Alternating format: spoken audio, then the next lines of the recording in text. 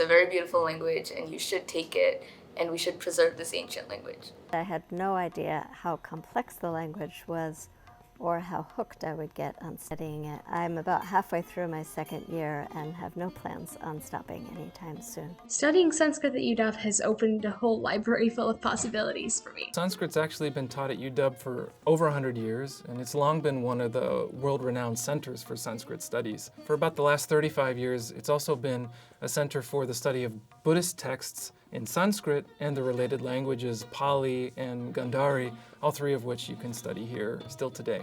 We offer Sanskrit at all levels, from beginner all the way through advanced, and we have both a major and a minor in South Asian languages. We also now offer a course called Essential Sanskrit for Yoga and Meditation. And it's a 3-credit course. It's a kind of soft introduction to the language where we learn the script, pronunciation, and some basic grammar. And at the same time, we read Sanskrit texts in translation that emphasize the practice of yoga or Buddhist meditation. For first-year Sanskrit, we really emphasize grasping Sanskrit grammar, and we do that throughout the full first year.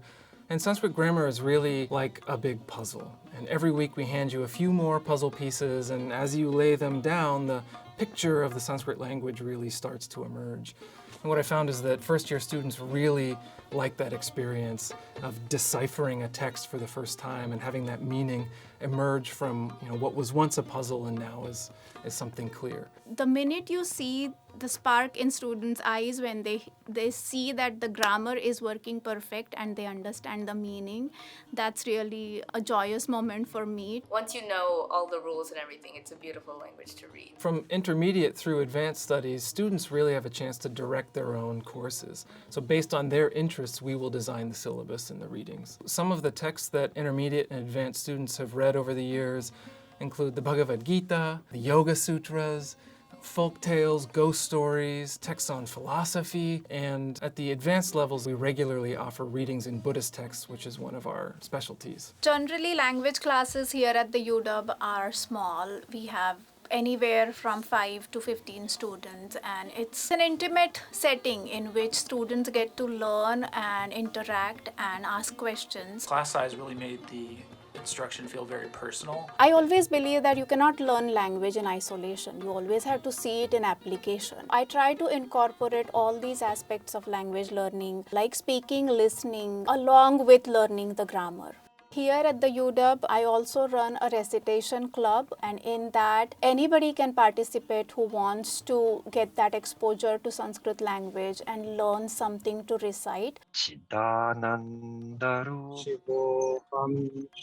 I came to Sanskrit studies through religious studies, and actually came pretty late, not until deep into my graduate studies. And I had been reading Hindu and Buddhist texts for years in translation, and really wanted to know, underneath it all, what it actually meant in the original language. And I found out after studying Sanskrit, not only did Sanskrit provide a much clearer understanding of these texts than the English approximations, but that I also really loved the process of deciphering and translating original texts. I inherited the language because I've been listening to this language being recited in many different forms from my grandparents and in my family. Then once I learned the foundation and its grammar and its system, this just opened a door for me to contemporary linguistics and syntax and semantics, and that's how I continued learning advanced Sanskrit and grammar, and I still do. I speak a South Indian language, Kannada, so I thought maybe I could improve my pronunciation,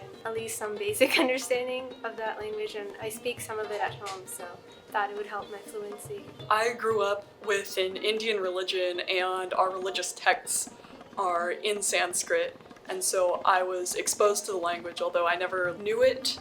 I just heard it. It's a gateway into the rich cultural and historical and literary foundation of South Asia. Sanskrit is one of the most ancient language of the world. I'm always, inclined to learn ancient languages. And if you know any ancient language, for example, Sanskrit or Pali or Prakrit, you can easily learn modern languages which are, derived from the Sanskrit, Pali, and Prakrit. My parents have always brought in Sanskrit scriptures and sayings and words, throughout like my childhood and growing up, but I never really knew what they meant or what it was. And recently I took an interest in learning Vedas and other old Indian texts and scriptures, and I wanted to learn more about my religion and my culture.